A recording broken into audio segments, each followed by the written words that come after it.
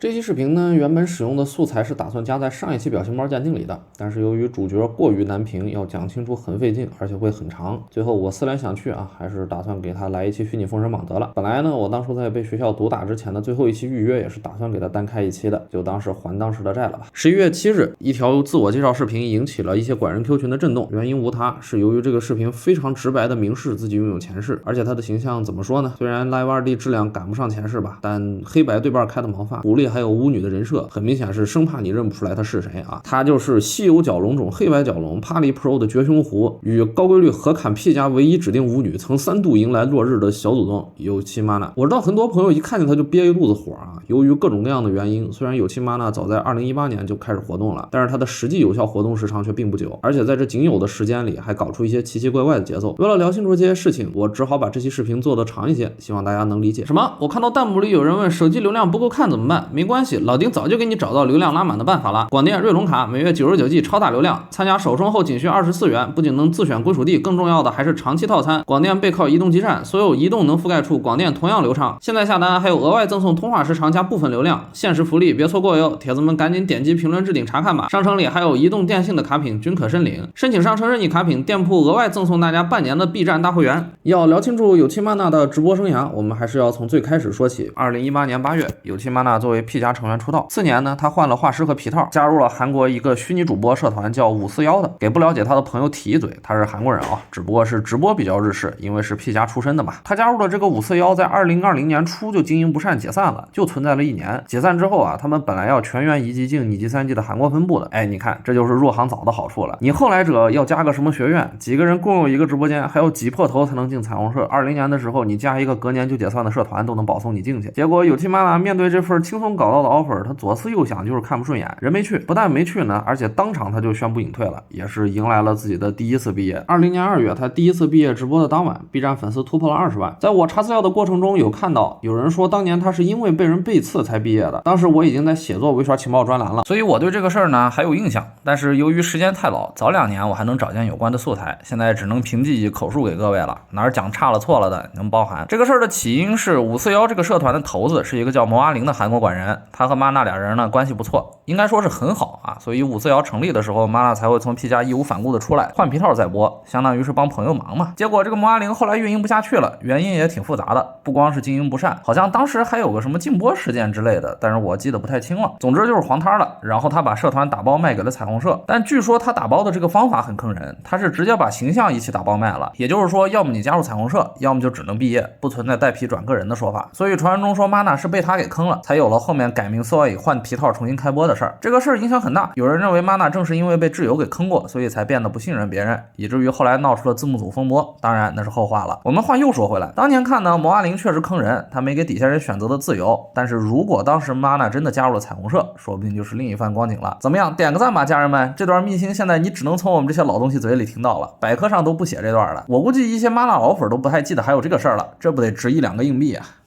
以另一个虚拟形象现在外网活动了一阵子，不是很火，后面也回了 B 站，但是那个号20年下半年就消号了，算是第2次毕业。消号的目的是重新使用有七 mana 这个形象活动。总的来说，这个时候啊，他的风评还是比较好的，因为当时是萌萌人版本，而且他也确实没出什么特别大的节奏，所以当他20年9月份再次以有七 mana 身份回归的时候，也是得到了相当隆重的欢迎，并且在次月加入新 P 加。哎，大家看到了，20年9月份回归，哎，那么他马上要经历的是什么呢？没错，就是经络哈。经络事件呢，帮他猛涨了一批粉丝，很快就到达了30万粉。然后在当年年底，他又立马变成了 B 站的签约主播。所有事情似乎都在朝着有利的一面发展。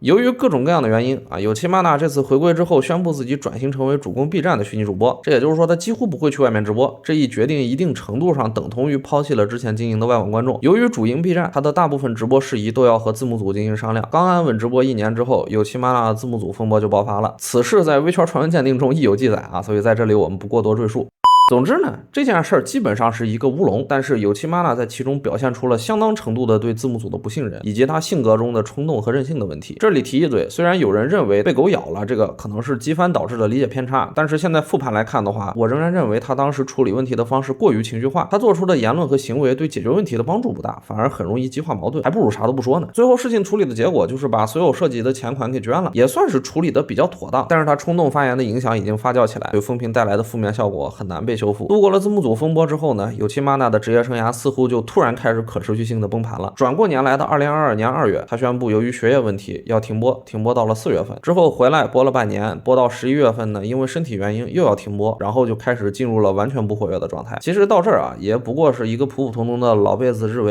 韩维被时代抛弃的故事。充其量性格上他有些缺陷，但整体这个故事还是比较令人唏嘘的。但有期妈娜不是平凡人啊，在2023年初，他藕断丝连、断断续续在 B 站保持的直播中传出一个非常炸裂的消息，他找工作了，但这个工作好像是真的要去做个巫女。其实本身做巫女也没什么，P 加另一个人设是虚拟巫女的高规律啊，她线下就是个真巫女。但是根据有期妈娜自己的描述，她的这个宗教看起来不是很正经。这之后围绕着妈娜入的宗教到底是不是邪教，正反双方开始了大辩论，这个辩论一直持续到当年10月份都没有结果。大伙知道老丁我一直很纯良啊，我在节目里从来都只采信官方性质的公告，所以我们这里采用字幕组的说法，他们说不是邪教，那就不是。为什么我们要专门提到23年10月这个时间点呢？因为此时已经事实上摆烂半年的有期妈娜终于宣布，由于和 B 站签约到期，他要退战。在完全没有解释清楚节奏，也可能是不太在乎的情况下，有期妈娜再次离开了 B 站，而且他只是离开了 B 站，甚至还在外网保持了活动。那么粉丝第一时间肯定是感觉被抛弃了，有没有感觉很眼熟？他第一次就是这么抛弃外网粉丝的，因此也没有多少人替他说话。这个邪教的传闻就一直这样被保留到了现在。在24年年初，有期妈娜的账号突然被注销了，这个命途多舛的 B 站账号啊，终于是寿终正寝。有期妈娜这个虚拟形象呢，也迎来了自己的最后一次落日。虽然这个事儿后来被字幕组称为缠上了有期妈娜另一个意外，也就是说持有账号实名的人擅自注销了这个账号，但我们可以想象到那些经历了这么多意外还仍然保留一丝希望，希望他能像闪电般归来的粉丝们在看到账号注销的那个时刻有多么失望。在 B 站账号被注销之后呢，有期妈娜还在推特上进行了一次中文发推辟谣，虽然他没有指明谣言是什么，但是我们想到当时的环境应该就是跟他是否进了邪教有关的。这之后呢，又过了1年，他就以夏洛亚的身份再次出现在了我们的视野里。这个事儿我不太好说啊。其实做这期视频之前呢，有期妈娜在我的印象里只是个麻烦制造机，他没2天正经直播的日子倒是各种各样的小节奏出的不少，而且整体上由于他的本人性格和他的直播风格的问题呢，他的风评一直也不算特别好。但其实我整体整理下来他的履历呢，又发现很多导致他风评变差和无法正常直播的事件里，其实确实有不少不可抗力因素存在，比如实名号主操控的注销账号，又比如说他因为身体原因停播。虽然很多事情都因为他本身的冲动和任性放大了负面影响，但是我也觉得只要是他那个处境之下的管人，遇到这些事情多少也有点没有办法。当然了，说这些不是因为我要洗他，而是我有一些感慨，因为大家知道有期妈娜已经是第4次复活了，在他的评论区里面你依旧能看到一些执着的死忠粉为他摇旗呐喊，而且这些人不少。他们是傻子吗？我不这么认为，因为我恰好也是那个年代看管人的一批人。有期妈娜身上的任性、傲娇、耍横在当年是非常有市场的，甚至可以说是某一类人设的代表，就专门有人就好这口。只是现在市场环境变了，更大规模的群体他们不喜欢这种养个祖宗一样的看微模式，但不代表这样的需求就会被消灭，还有更多的人只是割舍不下这么多年的情感。所以我肯定不会在节目里攻击这些人，我甚至也不会攻击有期妈娜本人。但是出于情报UP主的职业道德啊，我只能告诉大伙，从他的过往履历来看，他的职业心态、职业能力和身心状态是严重不合格的。作为一个18年出道，理论上来讲活动了6年的老维，他有2年半的时间因为各种原因在停播，并且他无法在环境变化之后找到适合自己的新人设和位置。由于缺乏很好的自我调节能力和情绪控制力，这一情况加剧了他持续性的摆烂和任性，并且诞生了更多后果。因此我不建议不是有期妈娜老粉的人去关注他。虽然他的新账号里面活动的很活跃，我也希望他是真的做好了准备，能调整好状态打我的脸，但目前来看，我对他是否是3分钟热度，以及他能否适应这个如今正在不断缩小的 B 站微圈打一个很大的问号。